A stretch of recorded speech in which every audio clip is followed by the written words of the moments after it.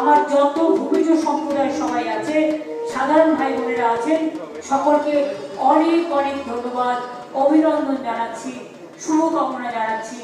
ভালো করে পুজো করুন, ভালো করে সকলকে সেবা করুন, নিজেরা ভালো করে মানুষ তৈরি করুন, সবাইকে মানুষ তৈরি করুন। এটুকুই আপনাদের কাছে আমার প্রার্থনা।